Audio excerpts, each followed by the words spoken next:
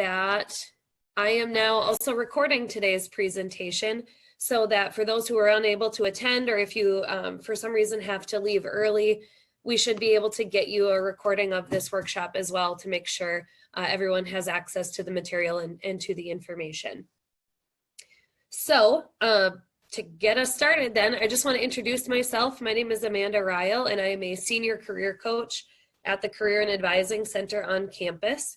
And joining me today is my supervisor, Jerry South, the Assistant Director of Career Coaching. Jerry, if you want to, I guess I kind of introduced you, but if there's anything you want to say, go ahead. Just welcome. I'm glad you're here. It's really exciting that we can have the opportunity to do this virtually this summer, and I too am very excited to see the amount of participation. And please do feel free, if you have questions, to ask away either via chat or unmute yourself. There's a raise your hand feature as well in Zoom that you can kind of help let us know that there's a question pending, so not to interrupt possibly. Just an opportunity. And thanks very much, and look forward to the presentation.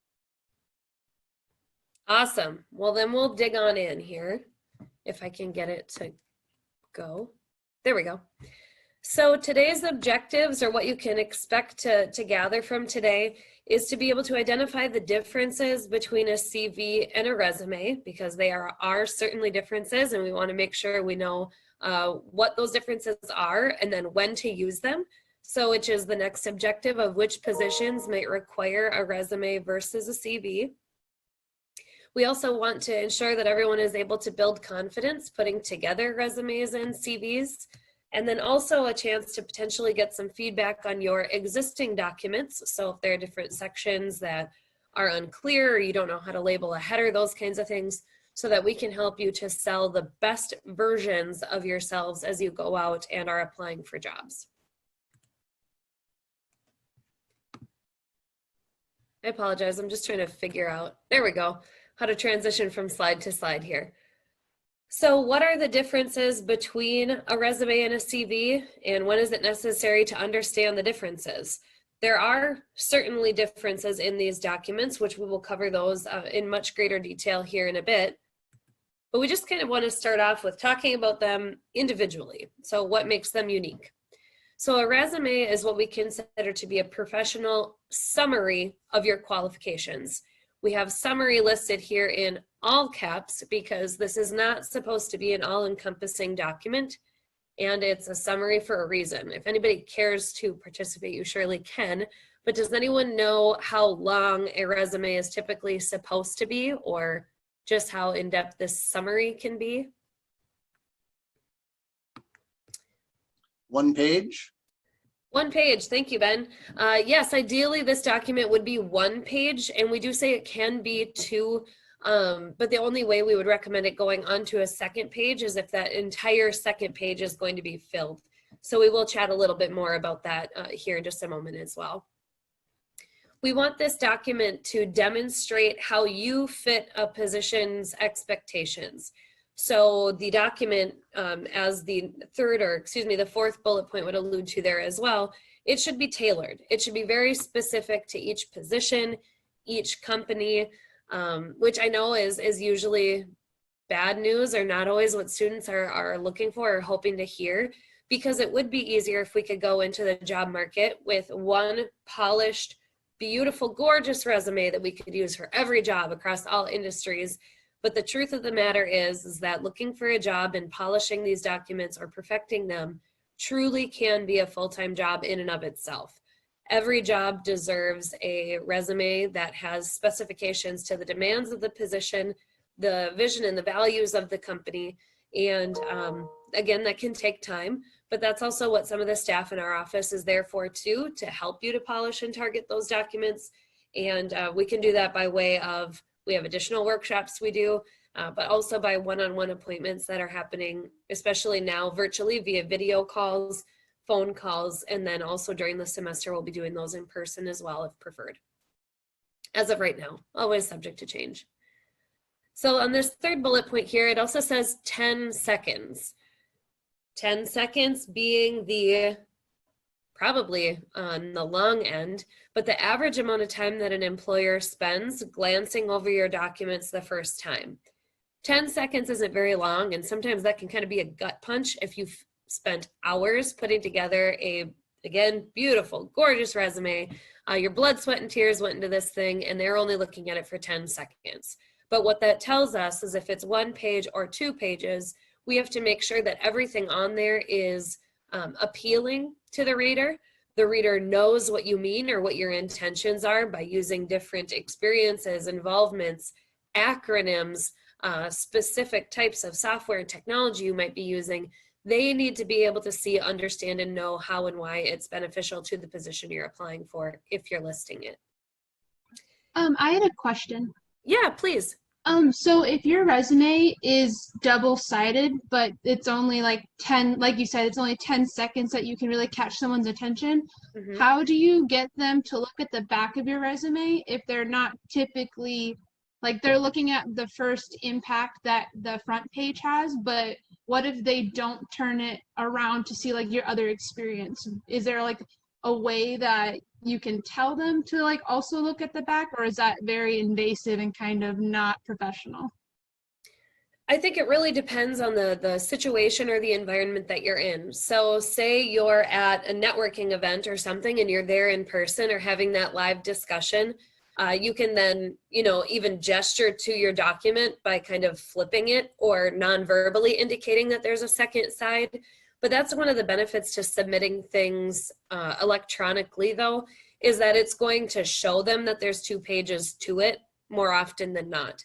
So if you are printing it off, though, and you're attending an event, we would recommend that you don't print it front and back, because then it can get missed, and that you would then print it 2 pages and then attach it with a paper clip, so that they can take the paper clip off and kind of hold the 2 pages side by side to one another.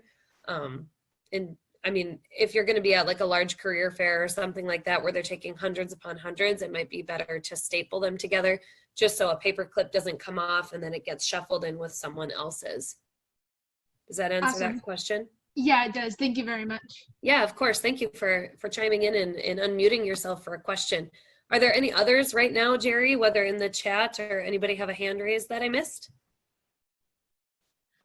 No, ma'am, nothing in the chat. Okay, awesome. Well, everyone else, please follow suit. If you have a question that pops up, unmute yourself and ask away. I tend to just kind of chat and ramble. So if someone doesn't stop me, sometimes I just don't. But that last bullet point that's on here with resume is that, yes, this is that marketing tool to gain an interview. So whether it's 1 pages or 2, again, you want the information, the content there to be appealing, because that's usually your initial and sometimes your only shot to demonstrate how and why you're a good fit enough to get you to that interview. So then what is a CV or a curriculum vitae? And you'll see that it's spelt a couple different ways there. You'll even hear it pronounced different ways. But for the most part, the information that matters here is that the CV gets to be a lot longer, doesn't have that 1 to 2 page limit. As you'll note here as well, curriculum vitae is actually Latin for course of life. So that means it can actually be an all-encompassing document of your experiences, your involvements that you've had up to that point, but they should still be relevant and tailored to the position that you're using or that you're applying to with this document. So what I mean by that is yes, you could go all the way back to maybe it's a position you had as a server, or maybe it was in customer service at a local retail store.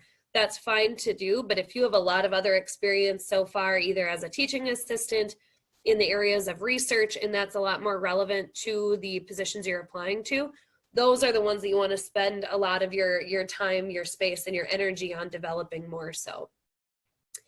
And then I would also note, we get this question a lot too, of just how long can a CV be? I've reviewed CVs that are 1.5 pages long by a first or a second year student. And then I've also reviewed CVs that are 37 pages long. So it always depends on the individual, the experiences that they have, and again, what's tailored and relevant to that role. So we will review these documents as well for individuals. And, you know, sometimes we might see sections like, I don't know, hobbies, for instance. And if a hobby is something like fishing, but they're trying to get into research in a non-aquatic species area, that probably isn't as relevant. So we kind of help folks to wrangle in and find those headings or those sections that are applicable, important, and selling something to your reader. So if they're asking for a CV, they know they're likely to read a lot more, but they're asking for it for a reason. They want to see everything that it is that you're bringing to the table.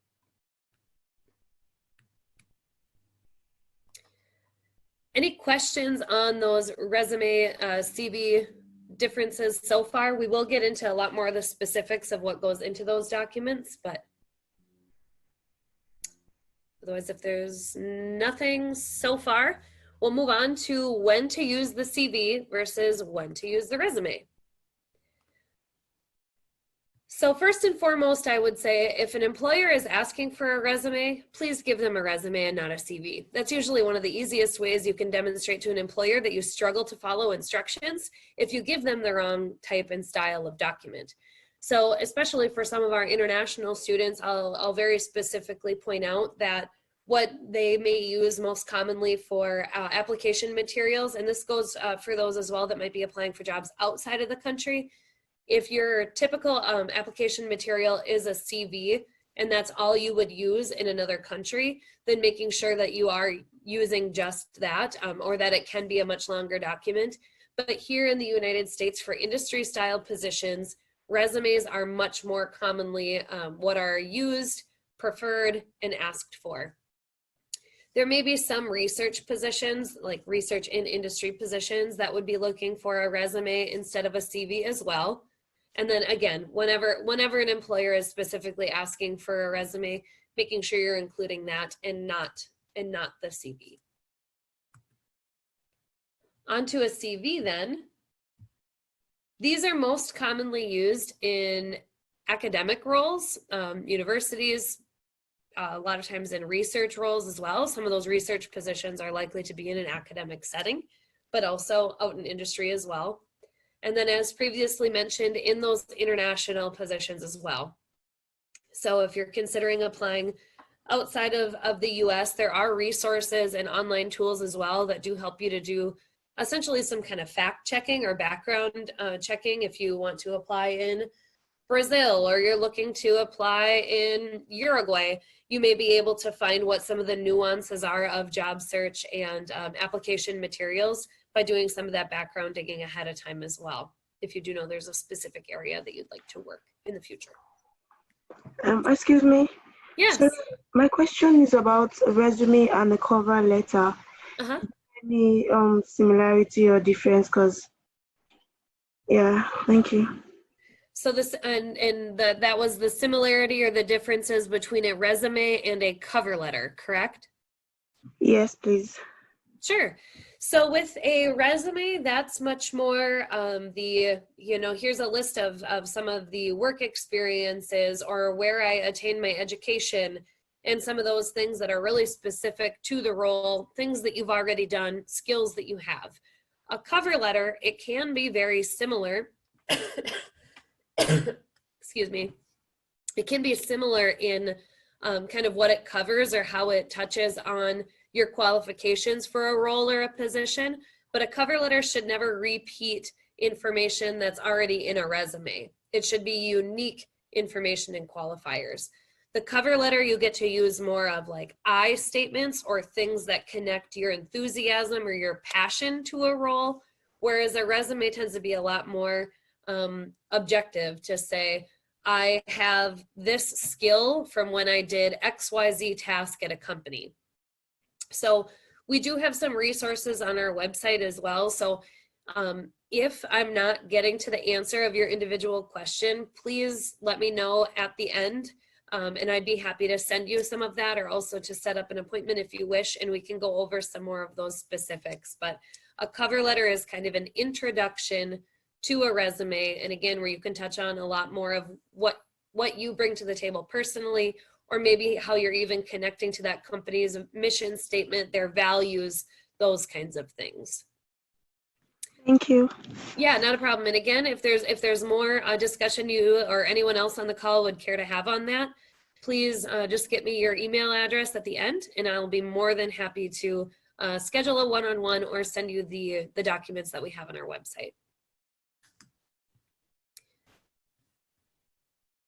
Any other questions that have maybe come in, Jerry, or anyone else have before we move on?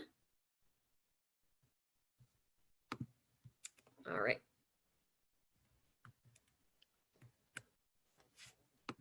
There was one question that we could address to the entire group. It was asking if there's a specific type of template that should be used for a resume, or when different industries have different products that they can use instead. Yeah, and that's a great question, and I'll actually get into that here on the next slide, if that's okay. So kind of putting together your own documents here.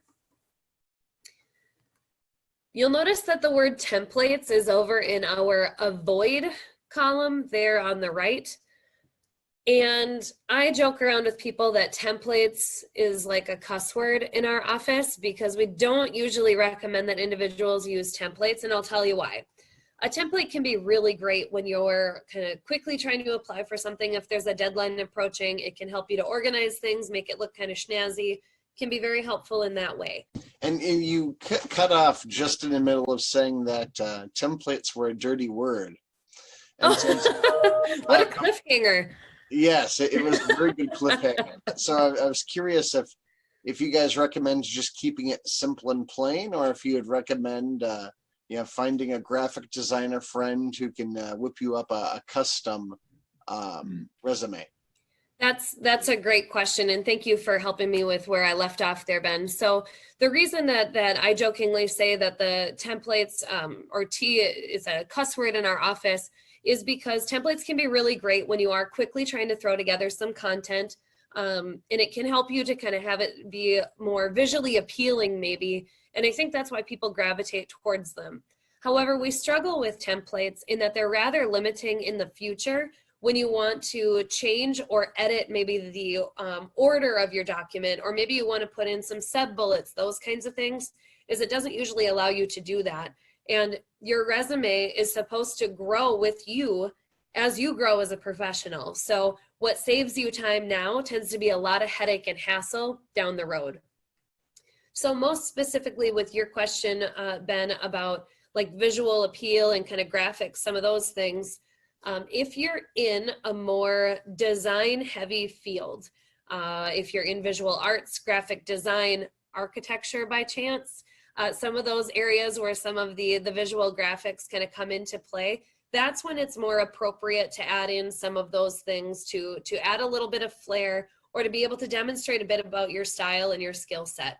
So if you're in, say, more of a, let's say accounting specifically, that's an area that is very business. It's very straightforward and black and white. That would be an area where we would not recommend a student add a lot of that. However, in an area such as architecture, it is appropriate to do that. You just want to make sure it's nothing that's too terribly distracting. And then you'll also notice here, well, I actually don't have it on this one, but as far as font recommendations, you'll see that we have the recommendation of 10 to 12 point font because it tends to be easiest to read. It's not too big. We have a couple of recommended font styles of Calibri, Times, and Arial because universally they're the most easily read. But then as far as font colors and colors on the document, knowing that we don't always know the visual ability of our reader. So folks are colorblind. They don't always see the colors the way we do. And then in addition, there are online systems out there that are called applicant tracking systems that will take a bunch of resumes that have been submitted to an employer. It scans that document for keywords or key phrases that relate to the job or the position you're applying for, and it does not always pick up on colored ink. So I like to always give a personal share here that right out of college, I had a resume that had headers that were orange. I like orange. I thought it was something different. But my header of work experience, education, that was all in orange. And anytime I submitted that to an employer that used an applicant tracking system, it likely did not pick up that I had any work experience or any education because it was in a color that's not typically read by those systems. And those colors that it sees are more of those like dark navy blues and black. Does that answer your question, Ben? Excellent. So more on those resume basics then is the document should have balance. It should look like it fits evenly on a page. Sometimes we will see a student submit a document where all of the text is off on the left-hand side. So the document literally looks like it could tip over. You want it to more universally fill or spread across your page, and that's making better use of that limited 1 to 2 pages as well. The references should be on a separate page, and I have that in all caps because I think that's the most common way that we see students try to fill up a second page. If, say, their resume only goes on to 1.5 pages, they think, I'll just slide the references on there to make it fill up. But we would recommend references are a standalone document, and you can use your same fancy header that you have on your resume, on your cover letter, and on your references page. So it looks like a smooth professional portfolio, and it's very obvious then that those documents all go together. And then obviously, and to reiterate again, because it is very important, is to make sure that the resume has relevant content on there. And again, I do this with individuals all the time. The first time I look over a resume or a CV is I go through and I say, will your reader know what this specific software system is? Will they know what this research method is? Is it relevant to the position you're applying for? Do they know what this acronym means? And if the answer is ever no, then we've got some work to do. Then we go back to the drawing board, or we work on developing those bullet points or that content further. And also in the avoid column, avoid repeating cover letter information. So if in the cover letter you talk ad nauseum about your education or your research, and then you feel yourself repeating it all on the resume, we don't want it to be repetitive because the employer may subconsciously stop paying attention if they feel like they've already read that information about you. They may assume that the rest is also repeat. We also don't recommend using full sentences. Again, that's more for the cover letter, where you can say the I statements of, I am really passionate about this, or I believe that my experience is in XYZ. But the cover letter is more of those action verb, which we'll talk a little bit more about that later too. Action verb plus a skill and a task equals a result. And then we also say to avoid personal information, and this goes for a resume and a CV actually. It's very common in other countries where you'll see an individual list their marital status. It might list information about their family background, those kinds of things. But it is not commonplace here in the US to list those on application documents or specifically on a resume. Any questions on the resume basics before I move on to some CV basics?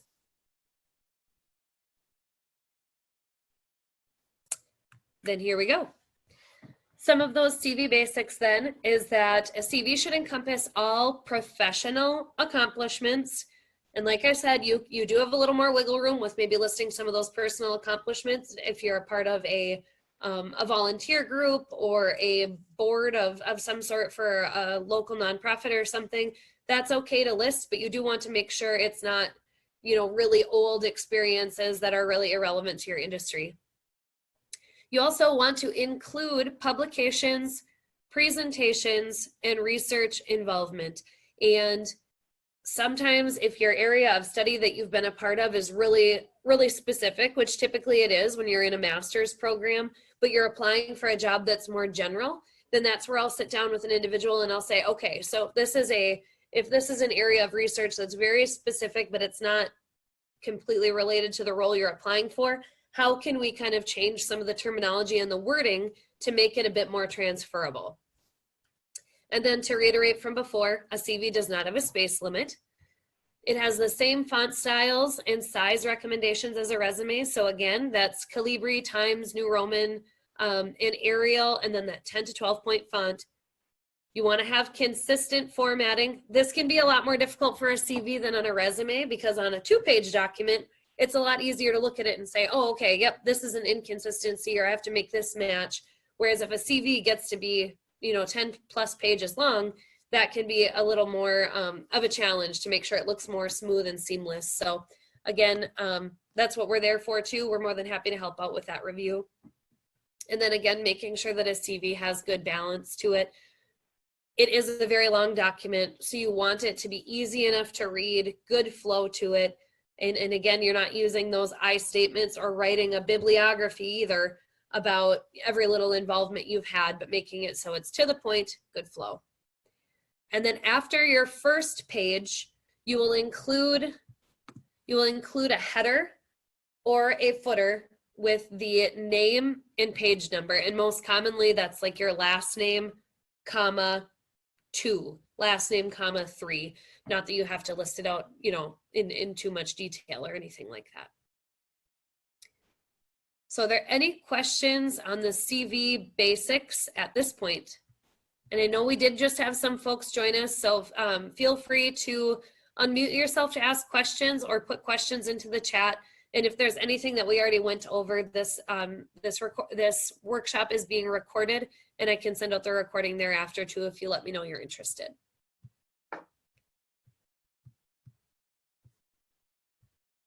All right, then we'll keep moving here. So some bullet point basics, and this will pertain to bullet points in the resume and the CV, but each should be tailored to the role you're applying for. And I hope that you're all kind of starting to roll your eyes like, yeah, okay, we get it. But the reason I'm reiterating it so many times is because this is important. It's important to tailor the document. And again, it needs to be relevant to the reader. So if you're listing a lot of really specific information that's outside of their wheelhouse, making sure you're just tailoring it and making it more of a transferable bullet point. You want to make sure that the reader knows what you're talking about, that you format them consistently, and then again, that formula that I mentioned before for putting together a bullet point, it typically consists of an action verb plus a skill plus the task that you were involved in your work experience or in your research or as a TA, and then equals a result. And Jerry, do you mind providing a link to our resume handout that has the formula in it? I believe the formula is in this handout on page 2 or 3, somewhere in there. So you got it. I'll put it in the chat. All right, thanks, Jerry. Any questions here on the bullet points or the resume or CV basics though before we move on? Chances are if you have a question, someone else out there has the same one. So they might just be waiting for someone to be more brave. Alrighty. So what are employers looking for? Putting together these sections can be one of the more challenging parts of determining what goes on a resume or a cover letter. So the skill sets that an employer is looking for involve everything from communication, strong work ethic, teamwork, motivation and initiative, the ability to be analytical, computer skills. So you'll notice that everything that's listed here, it's more of a transferable skill. It doesn't have to be specific to, I'm going to use accountancy again, or mass communications or animal husbandry, whatever it is. These might be transferable skills that can be gained across many industries and then also utilized in various different roles as well.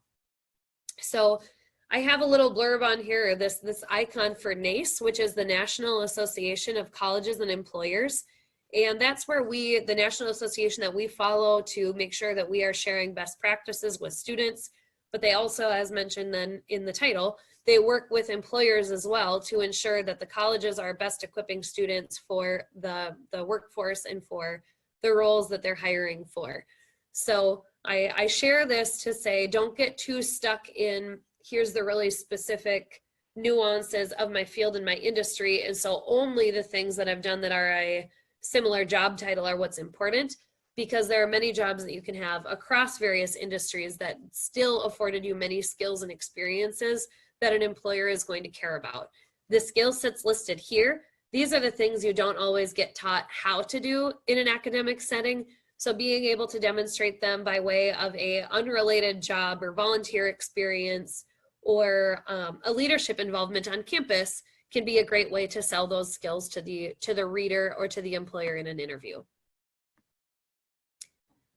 And Jerry, I saw a couple things come through in the chat. Were any of those questions? Nope, just emailing, wondering if they could email the links out as well. Oh, fantastic. Yeah. All right. So what else are employers looking for?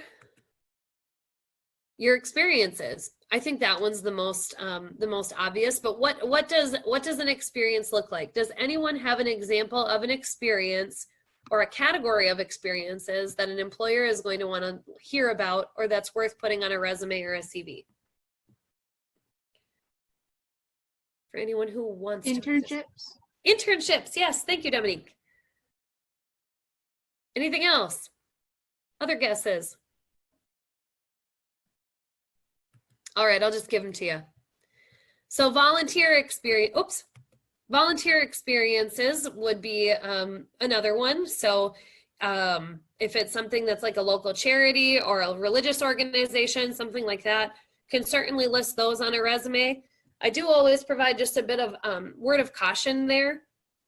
If you are listing something that's like a political affiliation or a religious affiliation, it is your prerogative to list it, but just knowing that unfortunately, even though they're not supposed to, sometimes readers can use that as a way to kind of bias for or against an individual. So I always tell students that too, as you're putting together like an online portfolio or a LinkedIn profile, if you're sharing a lot of articles or information that shows your support in one way or another, just that people can use that for reasons that they're not supposed to. It's just like your personal information about marital status, familial status, all of that. As I alluded to a little bit as well, you can also include your student organization or club involvement, especially if what you're trying to get them to know is about your leadership involvements. So one of the ways that I think people tend to falter the most is where they might write, like from my own experience, student social work organization, comma, member. Well, what does that tell your reader? It tells them you were involved in an organization, which maybe that's all you want them to know. However, if you want them to get from that you were involved in volunteering, you collaborated with your fellow classmates as well as community partners, you can't assume that they'll assume that. You have to kind of spell it out and put it right out there for them. And if you ever want any help with that, again, that's what our staff is there for too. Happy to help out with developing those bullet points as well.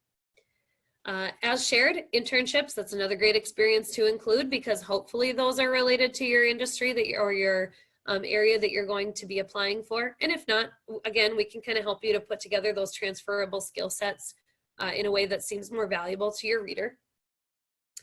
Work experience, again, I would say is probably one of the more obvious ones that you want to include. And then again, your academic experience. So especially for undergraduate students, we will also recommend that they include any projects that they've been involved in throughout their academics, as it might be related to the industry they want to apply in. So a lot of times computer science students or engineering students, they'll have those different capstone projects where they do real hands-on contributions to their industry. And so that's something you want to also make sure you're including if you have those involvements.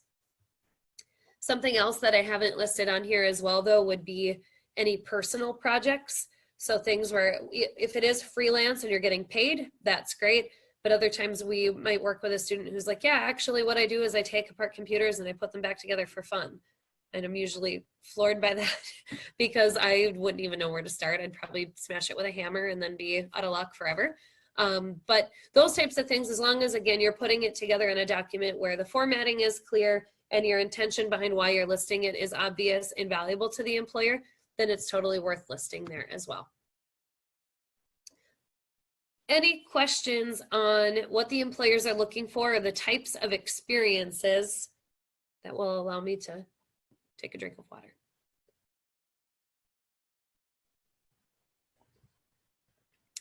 Hearing and seeing no questions at this point, I'm going to keep on moving then. If I can. There we go. So reviewing your own documents. Hopefully, if you already have put together a resume or a CV, you were able to see some things that you've got going that are going well for you so far based on the feedback in the workshop, but maybe you've also identified some areas that you think, that should be stronger, or I need to reorganize my document, whatever it might be.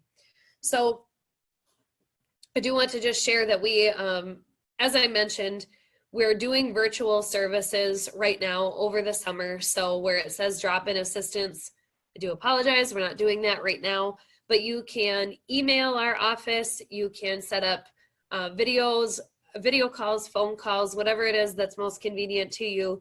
But then we will do more drop-in assistance and services during this semester. It just might be a little bit more limited. And we're going to be doing everything we can to make sure people stay spaced out, safe distance, a lot of new cleanliness practices implemented, the whole shebang there.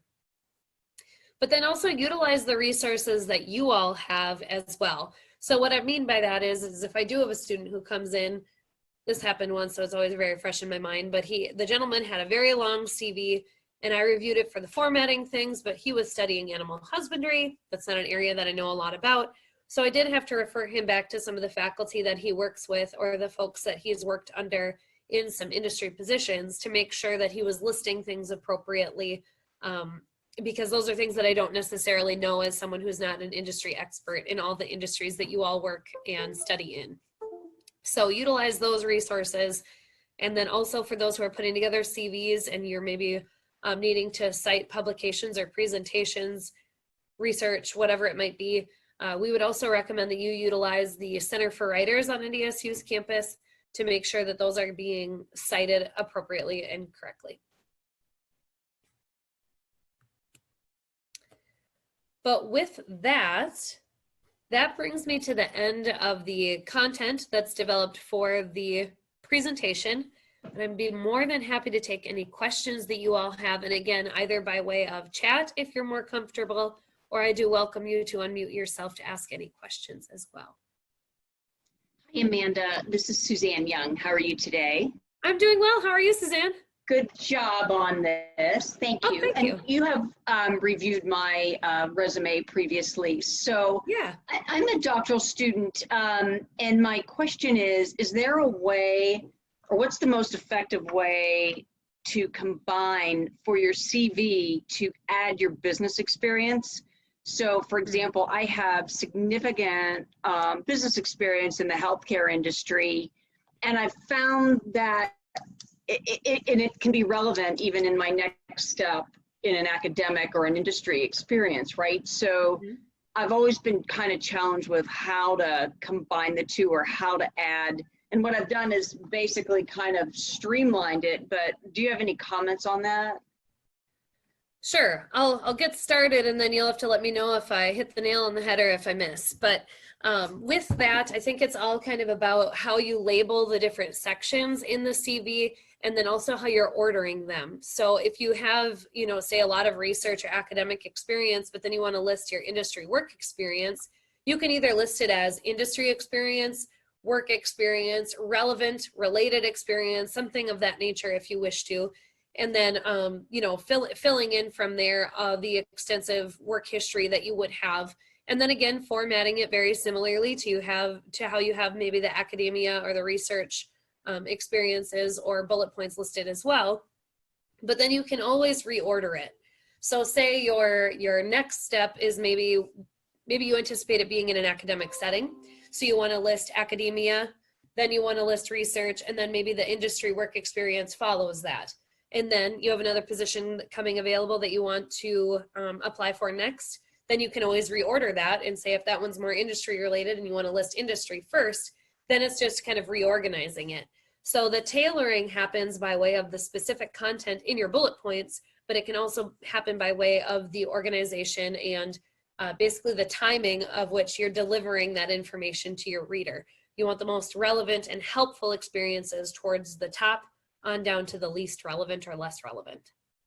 Okay, and that makes sense. And that's probably what I have, I've attempted to do. And I guess just to follow up on that, it may be, and this could be more applicable to everyone, in a resume or a CV, probably more so in the resume, is there a time frame that you don't include? You know, again, someone with more significant experience, okay, you don't go back more than 10 years or... Yep, and that's kind of the standard rule of thumb, so to speak, for resumes, is that you don't go beyond 10 years. Okay. Now, I've worked with some less traditional students who, you know, achieved an undergrad, worked in industry for 15 years, and now are attending to receive their MBA. So that's a little bit different, where you maybe can play around with some different types of resumes to still be able to articulate the variety of experience, but then only laying out the relevant skills that you've developed and that kind of a thing. But a resume doesn't typically have that same limit of time and space. And then in addition, what I would recommend to anyone and everyone on the call is to kind of streamline the process of, as you mentioned it, Suzanne, is to have a master resume or a master CV that's all encompassing. Make that bad boy 50 to 60 pages long if you really want to. So then each time you are applying, it's not reinventing the wheel, but you're going back to this master document to say, okay, I'm going to just use my own experience if that's okay. I have this experience that I have as a social worker. So I want some of the bullet points to be developed so it's very specific to a role in the humanities. But then I also might be applying for some roles that are more project management. So then I'm also going to have from that same job experience, more of the bullet points that are project management focused. So then if I am applying for jobs that are in different types of industries or areas or sectors, it's a matter of grabbing some bullet points that already exist and not retweaking and changing a document over and over again. Yeah, that's actually a really good point. And I find, even though I tailor, that then sometimes I'm going back, okay, what was the resume I used that I included this? Yeah. Right? And then you're trying to think, and then you're just looking through a bunch of resumes that you may have had in the past. Right. And then before you know it, you've looked at 40 different past resumes you've had and 2 hours have gone by. And was that the best use of your time? Yeah. Exactly. Yep. Okay. And just one more, and won't monopolize the time. Is there, you kind of touched on this, but is there ever a time that's appropriate to use a non-chronological resume? Because, I've read about this and I've had books and I've seen this, but honestly, I've never seen people using it, like the hybrid or a functional, or is there ever a time to really utilize any of those types? Yes, and I have a clear as mud answer if that's okay. Okay. It's most appropriate to use those other formats when that's the best way you have to articulate your relevant experiences and skills to the employer. So as I mentioned, there's an individual I'm working with right now actually who was in industry for 15 years in one job, and then she's been in the workforce since the 90s with her undergrad degree, but is now pursuing an MBA and wants to kind of shift her career path a little bit. She and I have worked together more so on what's called like a skills-based resume, where you can kind of section out and chunk out, here are technical skills that I have, leadership skills, and then communication skills. So you're first drawing the employer's eyes to the types of skills you've developed. And then on the bottom, in a much more summarized version, you maybe say, here's the company I worked for in my job title, and then when I worked there. So it's a very brief that it then touches on that. So I work with folks a lot who maybe have those gaps in education or where they're doing more of a career pivot. Those that have military experience tend to use more of those to articulate how some of their military experiences translate to civilian work, and so on and so forth. And actually, Jerry, if you're still on, do you mind providing a link to that skills-based resume or the different types of resumes in the chat? You bet. And actually, if you could email that too, in that same email, Jerry, that'd be great. You got it. That'll be easier to have. Thank you. That was helpful. Yeah, of course. And I know earlier the question had come up too about different templates we may have. We do on our website have a list of resume samples that have been put together by our staff. So some that maybe are more specific to the nursing field, or some that might be more specific to some of those more design type areas, so that if you are studying in one area versus another and you want to see how to put together specific project sections or practicum rotation type sections, those samples are on our website as well. Okay, thank you. Of course, yes. Any other questions out there?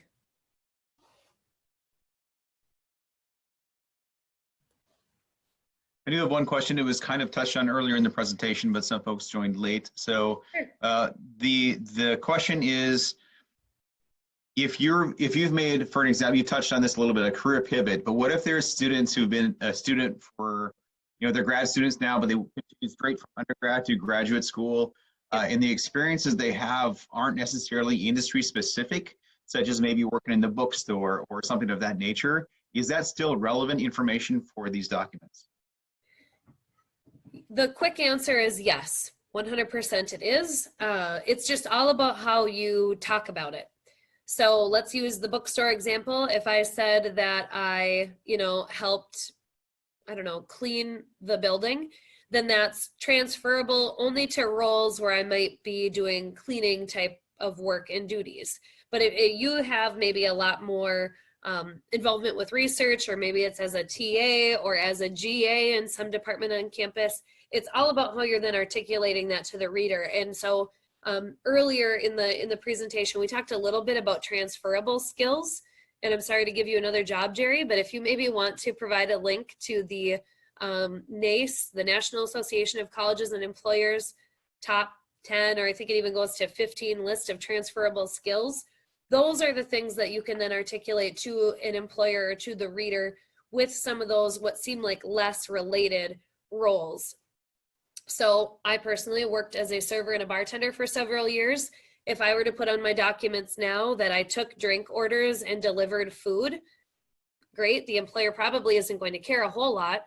But if I say that I demonstrated effective communication by describing menu items or, inventory, something like that, that then sells to the employer that I can communicate and I can remember details on inventory or various different product. So that's a lot more transferable, and it's all about how you talk about it. I would say that that's probably what we spend the most time on with students, is going through and saying, okay, you've written down what you did in each job and how you did it, and that's great. But now let's take the time to say, how would a reader in this area or industry take that information? Would they care? Would they know what you're talking about?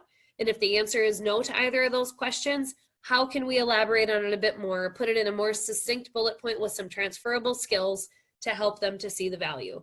Because I like to say, and no offense to anyone out there who's maybe an employer on the call as well, or does screening of applicants, but we have to assume that these people have so little time that if we give them a chance to be lazy, they might. If we say things like, server, bartender, they may go, oh, great, cool, so she knows how to give people food and drink, who cares? But if we're telling them that I have communication skills, the ability to multitask, flexibility and adaptability, the ability to work in a fast-paced environment, those are things that are a lot more transferable to other areas outside of food service. And I just rambled a bunch again. So if there are any other questions that have come in or anyone cares to unmute themselves, please do. Nothing else in the chat. All right. Well, that's all the content that we have pre-prepared and developed.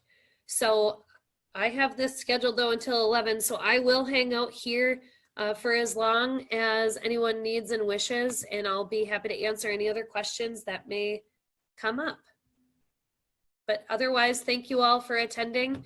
And my email address was on the registration, and you all should have gotten an email from me now too. So if questions come up down the road, please don't hesitate to reach out at any time. Thank you. Yes, thank you for attending.